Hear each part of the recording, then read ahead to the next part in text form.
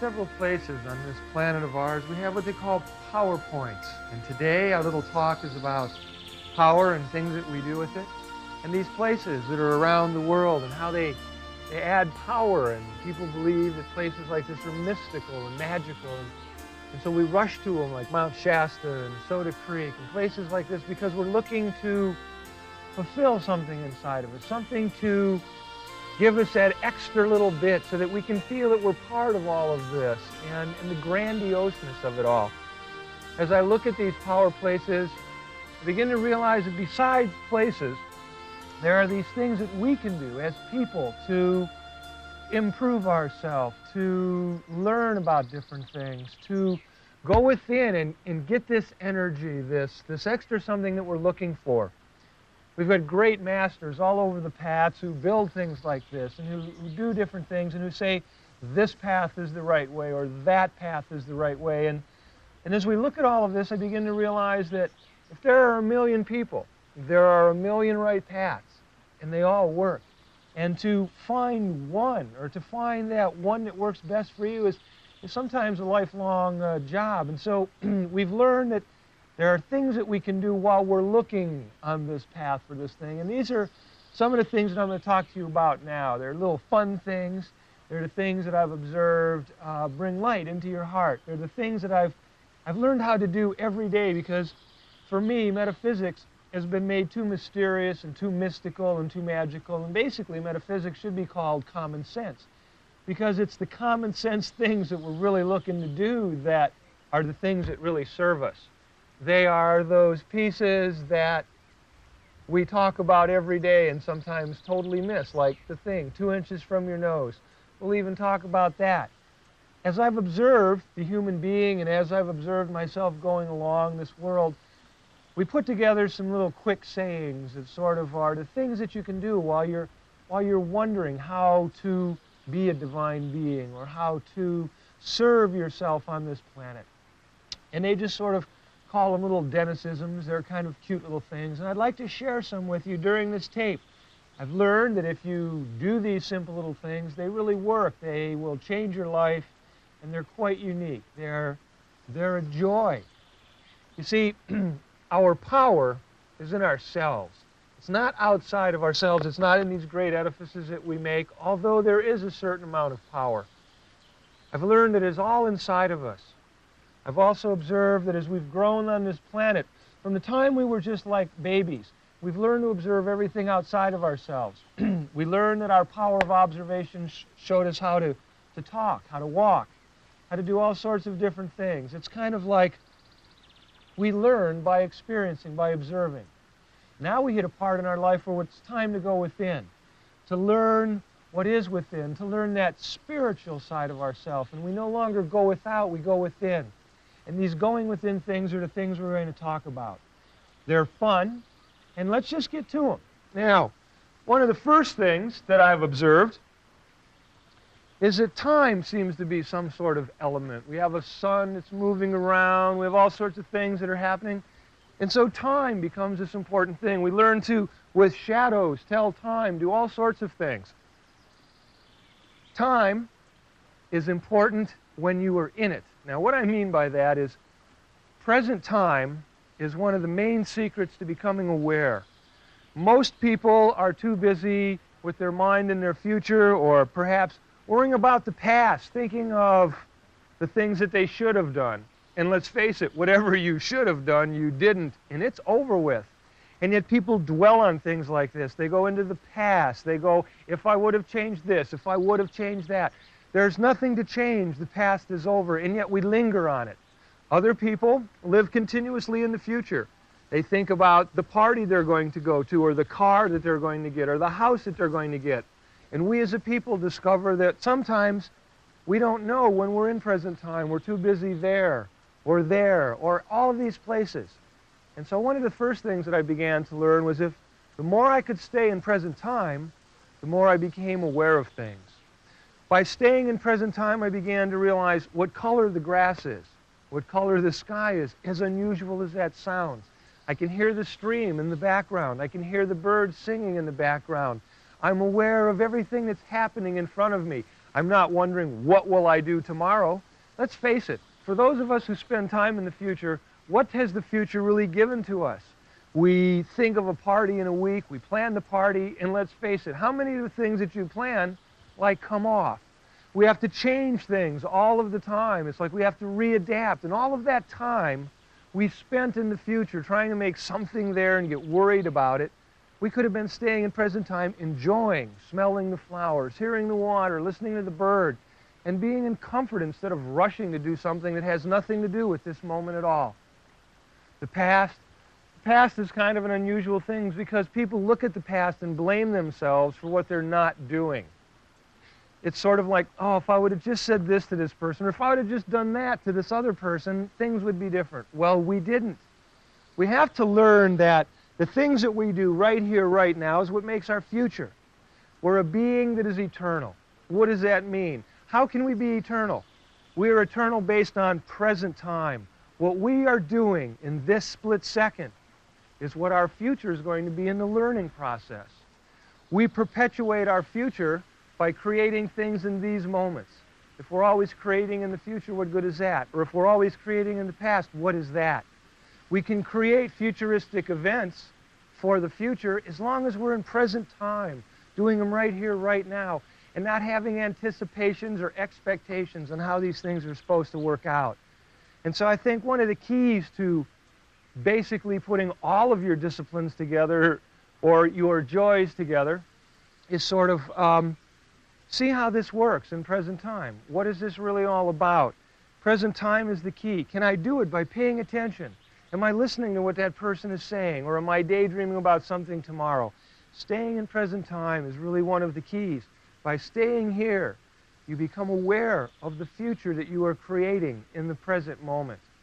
Stay in present time. It's a key. While we're in present time, let's take another look at one of these subjects. Let's take a look at being true to yourself and not judging. Let's take not judging first. Not judging. This is how we can stay in present time, by not judging. If we do an event in the future, which is important, we plan it in the present time. I notice then that's when things change. A lot of people get expectations, anticipations. They judge the way that things should turn out in the future. Now, while we're in present time, one of the things that kind of works real well with present time is the judgment stuff. You know what judgment stuff is? That's sort of like you're doing something in present time, but you expect it to turn out this way, and then when it doesn't, you throw a fit. Now, one of the things by staying in present time is to learn how not to judge. A very famous person who I did a lot of copy work from said, if you have any judgments here, let me just mark them down in the dirt with my finger. And his name was Jesus, and he was a very, very unique being. He changed the course of history. He's written up in all of the books. Here's a man who knew the secrets of life, the secrets of eternity. He was the Son of God, which is a very heavy-duty scenario. And his main thing was don't judge. Don't judge, don't judge. And so I learned to use that one. And I began to find that it worked out really well. I noticed that you really don't judge people or things or things outside of ourselves. We judge ourselves through somebody else. In other words, boy, look at them. Did they make a mistake on that one, huh? But it's really us, knowing that somewhere inside of us we made a mistake or something like that. We are so busy judging ourselves through others that what we've noticed is other people judge us back in the same way we're judging them. Example, if I'm criticizing somebody all the time, my judgment is in criticism. And I began to notice that people who hang out around me all begin to criticize. They seem to be doing the same thing I'm doing, or I seem to be doing the same thing that they're doing. But whatever it is, I notice that when we're in a criticism mode, then the people around us are also in the criticism. I notice that if we're in a loving mode and we're just saying, hey, things are really cool and far out dude, and all of the things that go along with it, that's who we're hanging out with then. People are going, hey, everything's okay, things are nice, things are pleasant. I notice that by staying in present time, if I'm in an angry space, usually I'm noticing that I'm hanging out with those angry folk. But if I'm in a good space, I'm hanging out with good folk. Where do you want to be in all of this? Like, how do you want to judge yourself? Do you want to judge yourself as, one of those things that people say are a pain in the neck, you'll find out that you won't have many friends, but the ones you do have will all be pains in the neck. Or let's just say you're a loving being, and you're out just loving everybody and sharing with an open heart. Well, you know what you get from that. You get a bunch of people hanging out with you, all sharing from an open heart. It's sort of like a little fun exchange. Judging. Don't judge anything. The things that we judge are really our inadequacies. And I notice that we spend a lot of time judging our negative stuff because negativity is the way most of us have been brought up. We find that it's tough to get to the top. The only thing that's really there for us is to pay taxes and drop dead. And that's kind of a depressing state of affairs. Because we have all of these things constantly bombarding us, that's why we see things negative. And so we have a tendency to judge things. We have to see where they fit in relationship to us. Is this something we want to do? Is this something we don't want to do? Can we have fun at these things?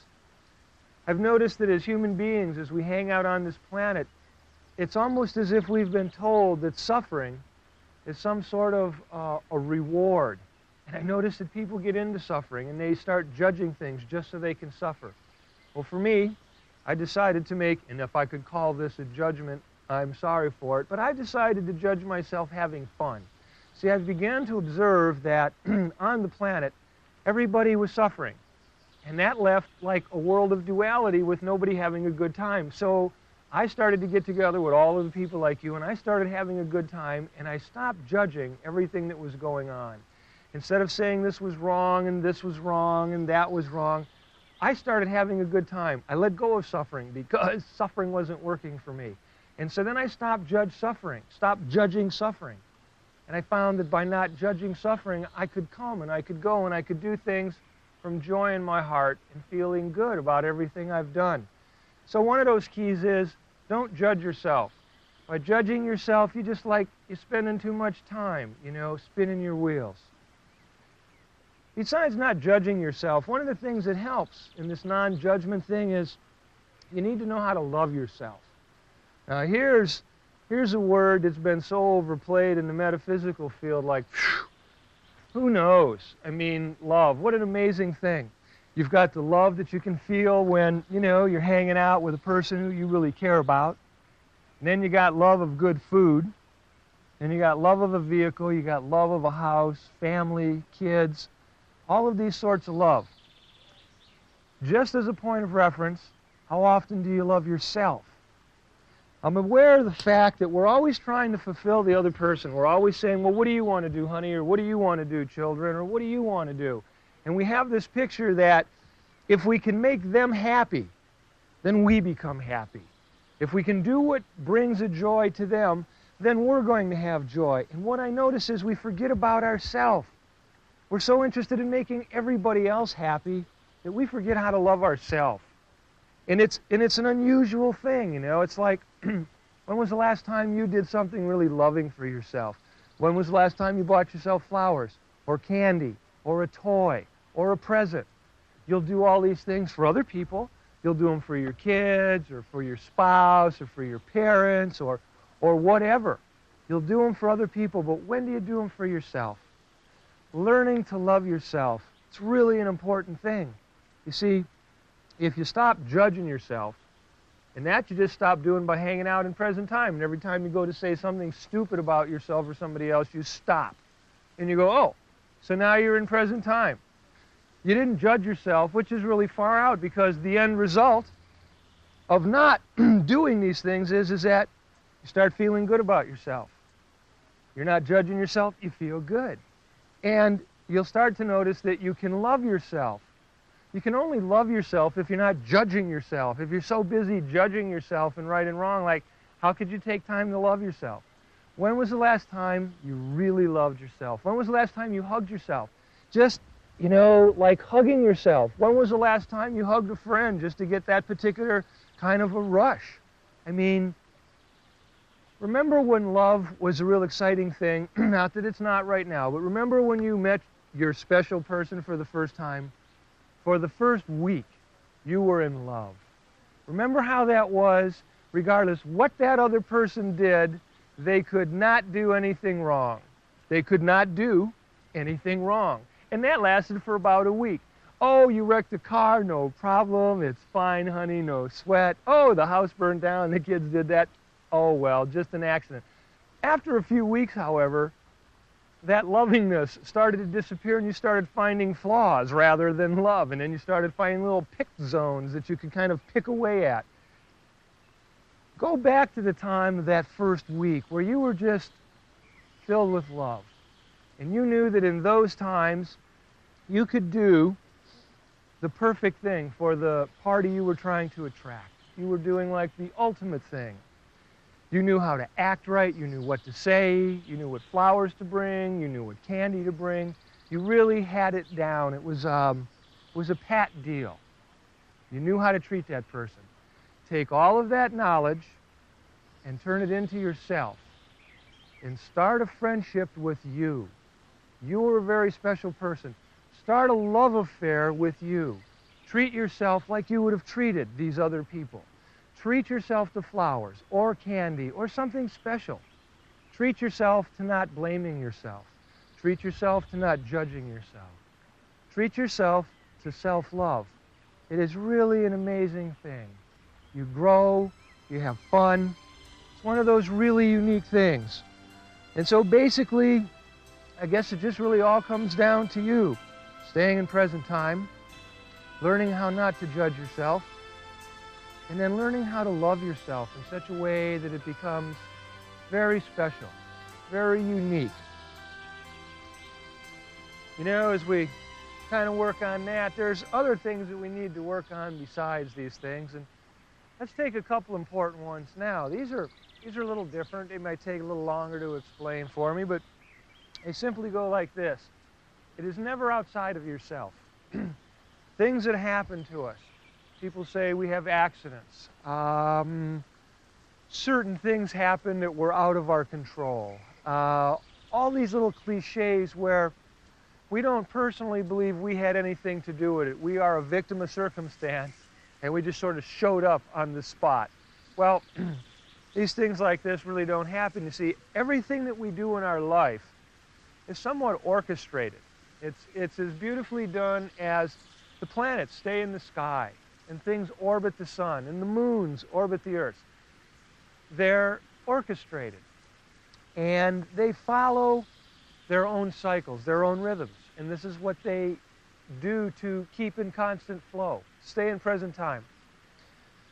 We are in a flow of this present time, and as we flow to things that we do, whether they're good or bad or right or wrong, as these things we do, this is the flow that we create. And for every action, there's a like and equal reaction. That means for everything that we put out, we get back. We put bitterness out, we get bitterness back. We put joy out, we get joy back. So whatever it is that we put out there, we get back. It's the simple way that these things work. Now, that basically means, besides cause and effect, that everything that happens to us is happening to us for a reason. It's based on our performance record, so to speak, on how we've done on the planet. Some people even tell us that there's this thing called reincarnation, and that we've lived many, many, many lives, and that we're still paying karmic debts, it's the word they use, or paybacks from like other times in our life. So that when certain things happen to us, we go, oh wow, we act surprised, and we say, well, I don't remember doing anything this bad in this life. And we go, if you're cosmic, you go, I must have done this in another life, and this is coming back to haunt me now. There's a lot of cute things that people say and do because metaphysics is kind of a game of playing. But what I began to realize is what we do put out is what we get back. I'm basically only being responsible for this life because this is the one I'm aware of. Until I go to these other lives and prove those are my other lives, or feel or know, they have no value to me in this everyday state.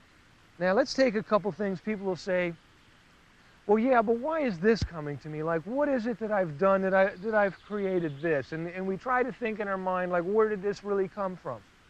Well, most of us aren't conscious. We're totally unconscious. We say things about people, we gossip, we throw innuendos out continuously. And most of the times we're unconscious of it. We're doing it because everybody else is talking about somebody, so we'll throw in our 2 cents so we can be in the conversation.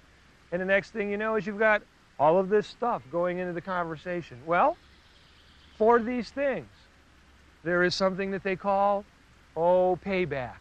That means for every action, there's a like and equal reaction. Now, as we do these certain things, let's just say we're unconscious. And you know what unconscious is, folks. That's where, like, you're driving the car on the road for 10, 15 minutes and, like, you don't remember who was driving it, but you did remember getting from point A to point B. Unconscious is daydreaming. People love to daydream. It's sort of like a pastime. It's an escape. It keeps us out of the present things that are happening to us. As we look back at all of these unconscious states, what happens then is we are doing actions while we're not really at home. It's sort of like the dream state. You're gone, but the unit's there sleeping. It's the same thing with this daydream stuff or this unconsciousness material. We are doing things, but we're not really aware of the things we're doing or the things that we're saying. For those actions, we will receive like and equal reactions. Sometimes when we're daydreaming and not paying attention at all, we hurt somebody by accident. We say something that was totally inappropriate, and we didn't even know it because we were on this automatic pilot. We were daydreaming about a date, or we were wondering about something else, or all of these different things are running through our head all at a time, you know, and it's like, if you weren't even there in the first place, how can you possibly remember what's going on with all of the rest of these things? And so things pop up in your face and you go, well, I didn't do this. I don't remember that. I never said anything like this to this person. And you have to realize that even when you're unconscious, just like when you're sleeping, you're still responsible for what goes on. It's like it is never outside of yourself. I guess that's sort of one of the easier things to say and still have like a ton of meaning to it, because it does. It has loads of meaning to it. As I hang out and I think to myself, well, it's never outside of yourself. There's a lot of times when things happen and we would like to blame somebody else. It would be easy for us to go, well, it was their fault. And then all we do is satisfy ourselves. And we don't realize that the lesson that was there to be learned was for us to see, not to cover it over and blame it on somebody else. When we blame something on somebody else, we basically have to pay that back, because for every action, there's a like and equal reaction. That's why it is really never outside of ourselves. You stick your hand in the door. A lot of people like to moan about that. I've done that one myself. You stick your hand in the door, you slam the door, and you go, wow, I mean, how dumb is this? I never stuck somebody else's hand in the door and slammed it.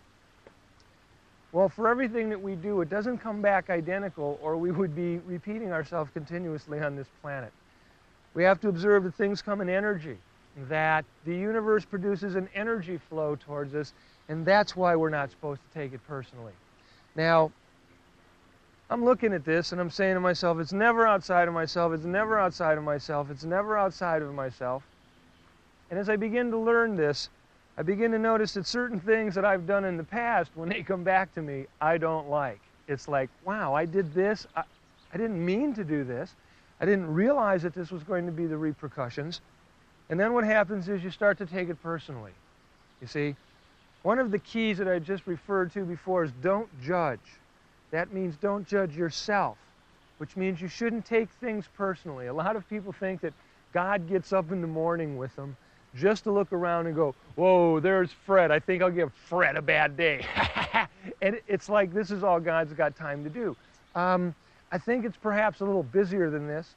And I think when we get up in the morning and we're just having a bad morning, that's just really us wanting to experience a bad morning. I mean, we're here to learn. We're here to get through this world so that we can become a divine being or a being of light or something that is unique. And we're working for this. And as we're working for these things, some things come to us that are lessons that we don't necessarily like, but they are lessons. There's things that we need to learn from. There are things that we need to grow from. So sometimes things that we don't like happen to us and we go, geez, like where did this come from? Who did this to me? When nobody did anything to you, you created a situation for you to have something happen in your life. Don't judge it right. Don't judge it wrong. Don't judge it. Don't take it personally. God didn't give up just to give you, didn't get up just to give you a hard time.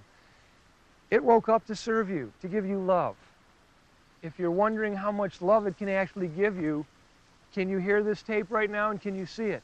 If so, you're alive. Can you feel air going into your lungs? Therefore, you're alive. These are some of the greatest gifts going.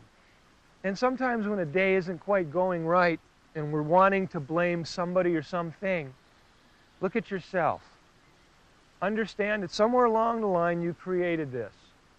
If you understand what's happening and you take it in joy, because for every action there's a like and equal reaction, when you take it in joy, you're not going to have to worry so much about complaining in the future. See, if you take something and you learn from it, and even though it wasn't pleasant, you learn from it, you'll also notice that you probably don't repeat this thing in the future because you've learned from it. So not all things that we learn from are pleasant. Some are unpleasant. And when these things happen, we have to learn not to take it personal. We have to realize that somewhere along the line we created this to happen. We consciously or unconsciously put something out that did something to another person, place, or thing, and we're responding by getting the material back. Don't make the mistake and grump and complain and go, oh wow, I got hurt again, it's bothering me again, now what am I going to do? Because if that's what you put out in present time, that's what you're going to get in the future. If you look at the lesson and you go, okay, I heard that it's not outside of myself, that this thing is happening to me so that I can learn it's not pleasant. Okay, so what I'll do is I'll observe this. I'll see what it's all about and what it means to me. And as I do that, that action is going to come back to me in the future. Instead of problems coming back to me in the future, what you'll begin to notice is good things will come back to you in the future. And you'll begin to see what you're putting out is what you're getting back. So a heavy-duty lesson, you'll just go, oh, wow, that wasn't too bad. I can learn from this. It's never outside of yourself. Now I get what they're saying. Don't take things personally. All of these things interface together. It's like personally means you did it, you will pay for it. It is not a punishment. It is a learning and growing experience. There's nothing so horrible on this planet that you find so terrible that you can't enjoy at all. Relax when lessons come your way. Just pay attention. While you're paying attention, there are other things. There's like things called being aware of the obvious. Now, being aware of the obvious is it's an important thing. It's like looking down, make sure your feet don't trip you or you fall over things. Being aware of the obvious is also like hearing the stream and the bridge and the power place and the birds and all of these things. When I'm learning to stay in present time, I've learned it by staying in present time, I learned to become aware of the things that were around me. I began to notice that I looked in people's eyes to see what they had to say to me. I stayed in that present moment. I observed everything that was around me. I become aware of the obvious. Now, what does really becoming aware of the obvious mean? A lot of people wonder about that because they're like, well, what's obvious? What's obvious is you're breathing. What's obvious is the sun is in the sky. What's obvious is the things around you are green. Let me give you some unique examples of being aware of the obvious. I'm aware of the fact that trees are green to a degree, except I'm aware of the fact that this one's green and yellow. So I'm aware of the obvious, and the obviousness tells me like, oh wow, maybe fall is starting to happen. It might start to be frosting here. I began to notice that as things frost, the things on the ground change colors. They do different things. I look on the ground and I spot obvious things like bird feathers. It's simple, it's unique, but yet I'm aware of the obvious. I look, I see more bird feathers, and so it's like, whoa, somebody had a meal here. So just by looking around, I become aware. I'm aware there's a road, I'm aware there's trains. I become aware of the obvious. Now, I start to associate this with things in the present moment. I'm in a green woods. I notice that when a lot of green surrounds me, that people are healing, people are loving, people are gentle, there's a caring. And so I begin to notice that besides seeing people in the environment of green, I begin to notice that if we hang out in green, everybody gets loving, everybody gets a little nurturing. It's like Mother Earth nurtures you. I go out at night, I go into different places, I notice that it's dark in there. I notice that maybe it's black walls. I feel closed in. I'm aware of the obvious. I'm aware of the fact that I'm feeling like my depth perception is off. I'm aware of the obvious that in this particular kind of environment, sometimes I don't like talking the way I normally would when there's bright light. I become aware of the fact that when I deal with people in that particular circumstance, that I have to talk to them in a certain way. I just become aware of the obvious. I also begin to notice that, like, say I'm in a room that's painted red or it's painted orange. You can only hang out with a person in a room like that for 10 to 15 minutes, and then you're like, you're on people's throats. Being aware of the obvious. Being aware of the things that are like right here in front of your nose. Most of us are so busy looking in the future or the past that we don't see the things in present time. We don't see the beauty of the blue sky. We don't see the beauty of the green grass, the leaves turning. We're so oblivious to these things that we're thinking of all of the other stuff that there is. We're seeing all of the different things that are happening, and yet are we? I mean, like, if you didn't look at your shoes and maybe you only had one or two pairs, would you really know what color they were? What color were your kids' clothes when they went out the door? What color were your husband's or wife's clothes when they left? Did they dress looking like they were happy? Did they dress looking like they were sad? All these things that we observe from the world around us give us signals as to how we should act, how we should respond in the flow with all of these things. We notice that a person is having a hard time. So within us, within most of us, we'll go up and make sure we don't ruffle this person's feathers. We don't want to ruffle them. We just want to love them. We can see they're aggravated, support them. Not in aggravation, but in love. We see somebody's having a rough day, we support them. We see somebody's having fun, we support that. If we can learn to blend in with everybody, which seems to be one of the things we're all capable of doing, we can share, we can learn how to take care of each other, becoming aware of the obvious. Oh, this person looks thin. I wonder if they need food. Wow, this person looks sickly. I wonder if they need help. Wow, this person is looking joyful. I wonder if they would like me to join with them. Wow, this person looks exciting. Let's have some excitement with them. Be aware of the obvious. By being aware of the obvious, it gets you in the flow of things. There is like a natural flow, a natural timing, why the planets go around the sun, all these different kind of things. You know, it's like being aware of all your surroundings. It's like, I'd like to sit. So I want to make sure I'm not going to sit in poison oak or poison ivy. I want to sit down. I'm aware of the obvious. I'm also aware that I'm next to a creek. I got to watch where I'm sitting. I've learned that what good did it do? Well, I'm not sitting in a puddle. I'm sitting on warm grass. I'm not going to get poison oak, and I'm not going to get poison ivy.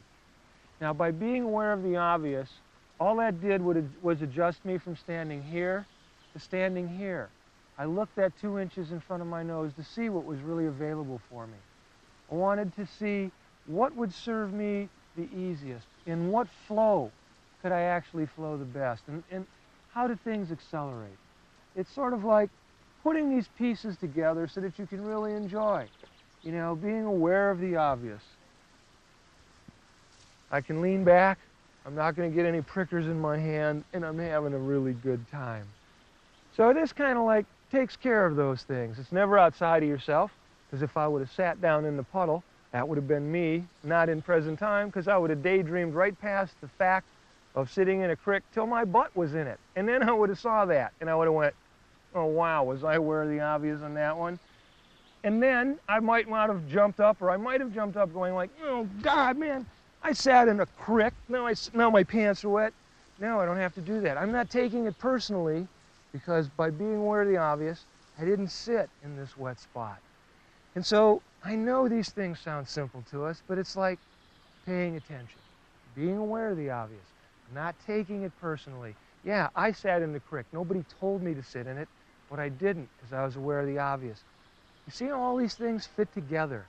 It's sort of just a little scenario of learning about present time, learning how to work with all of these things, being aware of the obvious, not getting into judgment about things that you do, pretty much just staying with it on the planet.